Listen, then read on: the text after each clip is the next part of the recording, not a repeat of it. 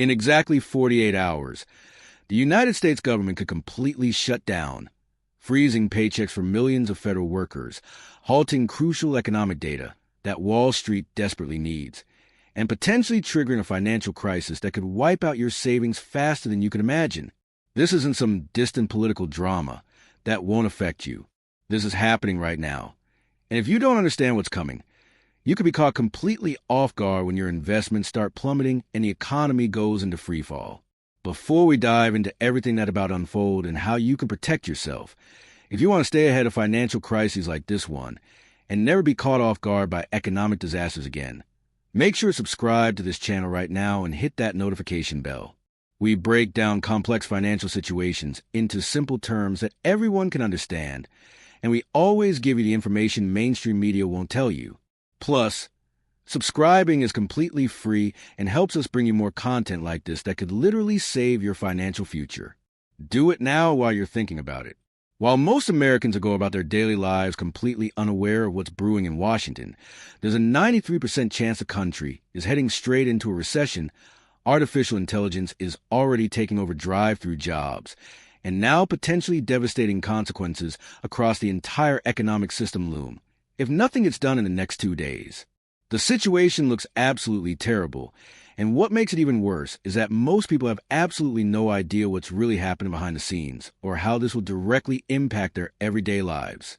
That's exactly why understanding this mess is crucial, breaking down precisely why there might be a government shutdown on October 1st, what this actually means for regular people, whether this is something to genuinely worry about, and most importantly, what this means for personal finances.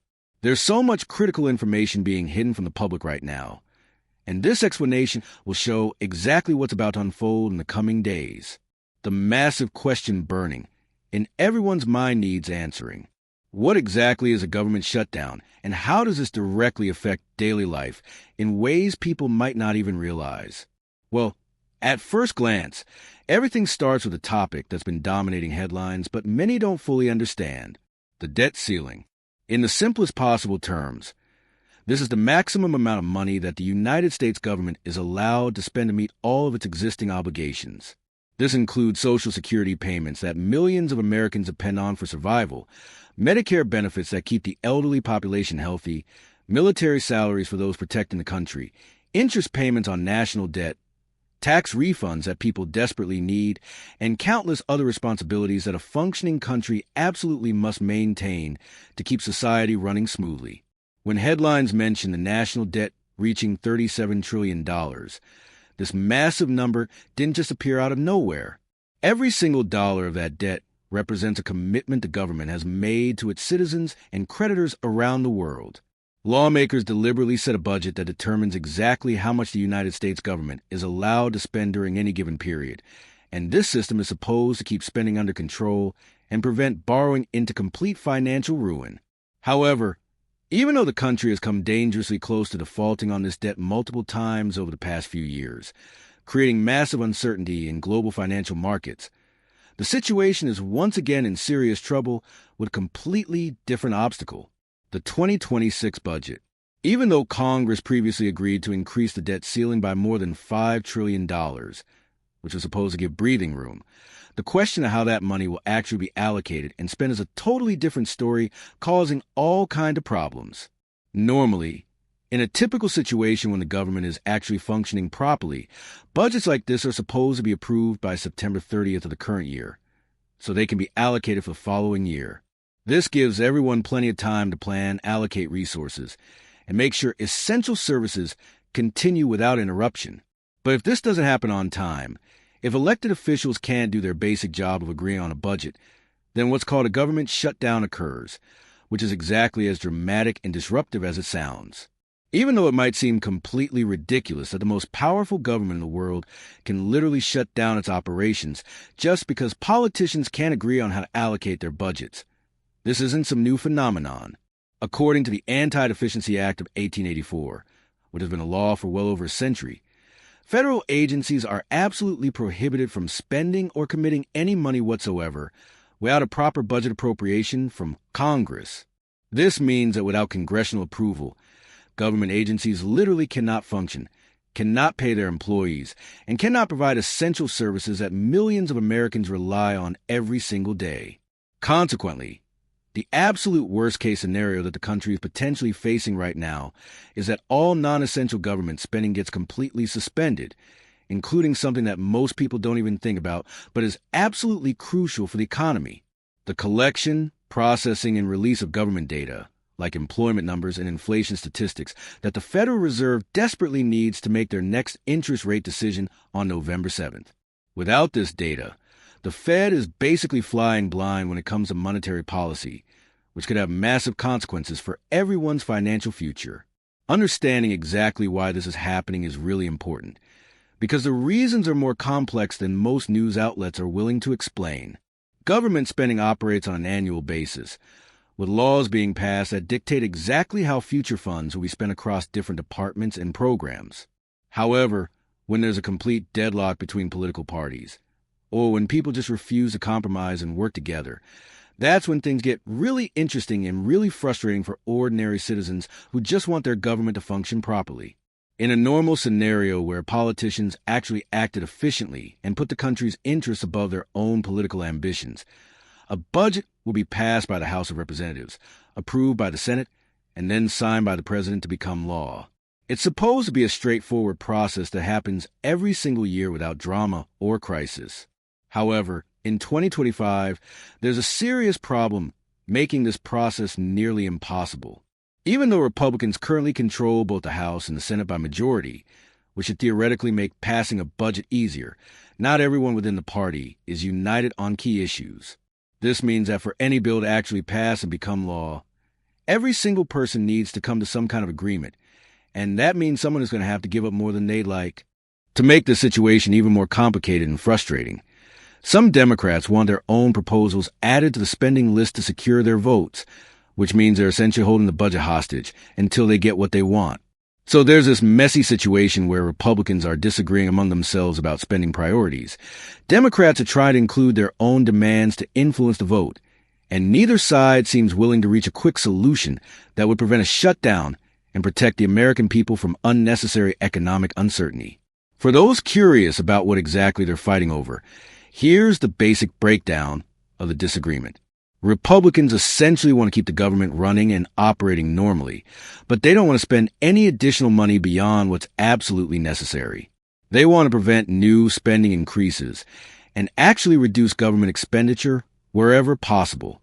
They want to cut Medicaid funding, which provides health care for low-income Americans, and they want to prevent the extension or expansion of the Affordable Care Act, which millions of people depend on for health insurance. In an ideal world from their perspective, they would simply agree to temporarily fund the government until November 21st, which would give them much more time to negotiate a more comprehensive and detailed plan that addresses long-term fiscal concerns. On the other hand, Democrats want to ensure that Affordable Care Act subsidies are not cut because they believe these programs are essential for protecting vulnerable populations and maintaining access to health care. They've agreed to fund the government only until October 31st to buy themselves a little more time and ensure the preservation of social programs like Medicaid that they consider absolutely crucial for American families. As if this wasn't complicated enough already, even if the House manages to reach some kind of agreement, it still needs to be approved by the Senate, which also has to negotiate and agree on the terms. The Senate has its own priorities, its own political considerations, and its own timeline for making decisions, which means that even a House agreement doesn't guarantee that a shutdown will be avoided. If this doesn't get resolved within the next 48 hours or so, things are going to get really interesting and potentially very disruptive for millions of Americans who are just trying to live their lives and support their families. In terms of the most immediate impact that ordinary people will actually feel, generally speaking, active duty military personnel and federal law enforcement agents would be required to continue working without receiving any paychecks until funds are released, which puts tremendous financial stress on the families of people who serve the country. FEMA's disaster relief fund could be completely depleted at a time when natural disasters seem to be happening more frequently and causing more damage than ever before. All other agencies like the Transportation Security Administration, the Food and Drug Administration, and countless other government departments funded by the federal government would be significantly affected, which means slower security lines at airports, delayed food safety inspections, and reduced government services across the board. Additionally, economists from Goldman Sachs have previously estimated that each week of federal government shutdown subtracts approximately 0.2 percentage points from GDP growth, which might not sound like much, but adds up quickly when talking about the world's largest economy. The good news is that this economic growth eventually returns after the government reopens, so the impact isn't permanently destructive, but the short-term disruption can still cause real problems for businesses and workers. Another major concern is that a government shutdown could delay the release of crucial government statistics like the jobs report or the consumer price index, which the Federal Reserve relies on heavily to determine whether an interest rate cut is justified or necessary. This decision is supposed to happen in about 6 weeks, and having access to accurate, up-to-date economic data is absolutely essential for making smart monetary policy decisions that affect everyone's financial future. Fortunately, however, according to a previous report from Barron's, a government shutdown would probably have to last at least 3 or 4 weeks for data collection and dissemination to be effective enough to leave the Fed completely blind before their November meeting. While the chance of this actually happening isn't impossible, it's probably not the most likely scenario given the political and economic pressure to resolve the situation quickly. But if this did happen, if there was a prolonged shutdown that interfered with the Fed's ability to make informed decisions, it wouldn't be good for anyone. The uncertainty alone could cause significant volatility in financial markets and make it much harder for businesses and consumers to plan for the future. Regarding how a government shutdown would actually affect the stock market and personal investments, the truth is that the situation is pretty uncertain and the historical data doesn't give a clear pattern to follow. For example, the worst stock market decline due to a government shutdown happened back in the 1970s, with stocks falling almost 4%, which was definitely noticeable but not catastrophic for long-term investors. But at the end of 2018, when the government was shut down for more than a month, which was one of the longest shutdowns in recent history, the markets actually went up more than 13% during that same period.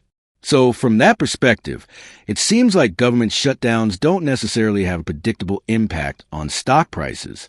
According to Barron's, defense companies, some healthcare companies, and other government contractors are the most directly affected by shutdowns because their revenue depends heavily on government spending and contracts.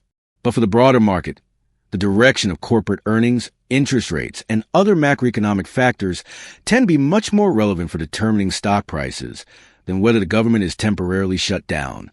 Additionally, government shutdowns are actually much more common than most people realize, which means investors have had plenty of opportunities to see how markets typically react. For example, there have been more than 20 federal government shutdowns since 1976, with the longest one lasting 34 days between 2018 and 2019, which caused a lot of anxiety but didn't permanently damage the economy. The average shutdown lasted only 8 days, which is long enough to cause inconvenience and uncertainty, but short enough that most economic impacts are temporary and reversible. During these shutdown periods since 1976, the S&P 500 actually went up during 10 of them and down during the other 10, which means the average return is exactly 0. It's basically a coin flip whether the market goes up or down during a shutdown. A more recent study found that the market actually rises an average of 0.1% during a shutdown period, which suggests that investors generally view shutdowns as temporary political theater rather than fundamental economic threats. It's basically a matter of luck whether the market will rise or fall, and other economic factors usually have much more influence on stock prices than shutdown drama. In the 12 months following the government shutdown on December 18th, the S&P 500 had a gain of 26%.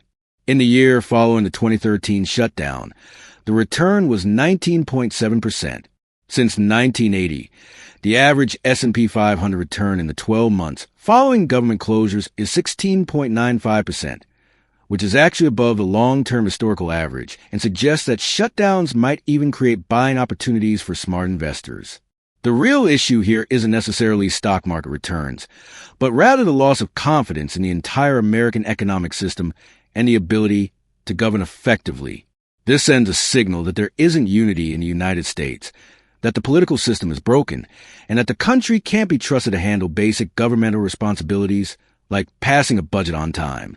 On a deeper level, the real impact is felt by government employees who have to work without pay or are placed on unpaid leave until the situation normalizes, which creates genuine financial hardship for families who depend on steady government paychecks to pay their mortgages, feed their children, and cover basic living expenses.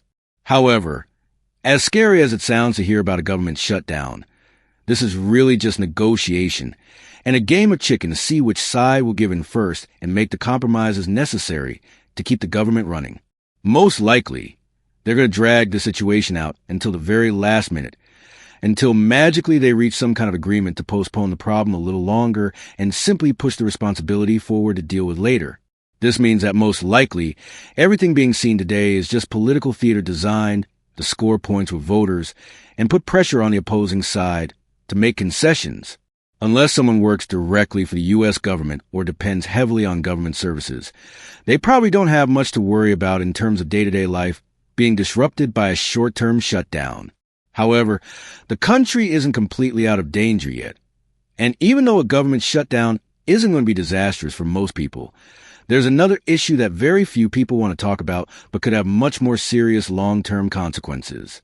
The impact on the United States credit rating and reputation as a reliable borrower in global financial markets. Since the United States operates largely on borrowed money to fund its operations, it receives a credit rating that demonstrates a likelihood that it will pay back loans on time and in full. In this case, loans are issued in the form of treasury bonds that investors around the world purchase because they're considered the safest investment available. For a very long time, the United States was considered the safest country in the world to lend money to, not only because it has the world's reserve currency, but also because it had an impeccable track record of always paying everyone on time as agreed, without any problems or delays that would concern investors. However, on May 16th of this year, the Moody's credit rating agency downgraded the U.S. outlook from stable to negative, which was a significant warning sign that the fiscal situation is becoming unsustainable. They pointed out that Congress has consistently failed to reduce the national debt and excessive borrowing over the next decade, which means the debt burden is growing faster than the ability to service it. They expect larger deficits as spending on social benefit increases, while government revenue remains relatively flat, which creates a dangerous imbalance between spending and income. Large fiscal deficits will increase public debt and interest burdens, and future performance will likely deteriorate compared to past performance, which means the country is heading in the wrong direction fiscally. Essentially, U.S. debt is growing unsustainably fast compared to economic growth and the ability to generate revenue through taxation. The job market is slowing down, which reduces tax revenue and increases spending on unemployment benefits and social programs. Other countries are showing better fiscal performance in comparison, and projections indicate that by 2035, interest payments will represent 30% of the total budget, which is absolutely absurd and unsustainable. This would be equivalent to someone making $100,000 per year and spending 30% of their income just on interest from past purchases, without even paying down the principal balance. It's a recipe for financial disaster that shows how completely out of control spending has become. All of this basically suggests that the United States will have no choice but to continue printing more and more money to service its debt obligations, which could lead to inflation and currency devaluation. And if there are fewer investors willing to buy this debt because they're losing confidence in the ability to repay it, long-term debt interest rates will start to rise. The most important question today isn't really whether the government will default on its debt, because that's simply not going to happen and would cause a global financial crisis that nobody wants. The more likely scenario to worry about is a gradual erosion of investor confidence in American fiscal responsibility and political stability. As Moody's has already pointed out, during a previous government shutdown, even though public debt service payments weren't affected and a short-duration shutdown probably wouldn't disrupt the economy permanently, it simply highlighted the fragility of U.S. institutions and governance compared to other AAA-rated sovereign countries. Based on historical patterns and political incentives, at the very last possible minute, just before the government actually shuts down operations, there will likely be agreement on some kind of temporary funding measure that will keep the government running for a short period and give more time to negotiate and reach something more substantial and comprehensive. This is probably the best possible scenario that could be hoped for, because a complete long-term agreement probably won't happen in the next few days, given how far apart the parties are on key issues.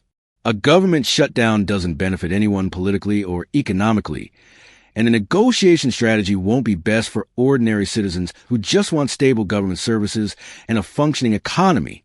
Much of this posturing is being done at the expense of investor confidence, and the longer this drags on, the worse it will be for the economy as a whole and the country's reputation as a stable, reliable nation that can be trusted with large investments and international partnerships. For everyone affected by this situation, this is exactly why it's always a smart idea to maintain an emergency fund that can cover several months' of expenses, always live below means, save money wherever possible, and if possible, work on side income or secure stable income sources that don't depend entirely on government stability or political cooperation. After all, people don't have direct control over how the government decides to spend taxpayer money or whether politicians can work together. So focusing on what can actually be controlled in personal financial life is crucial.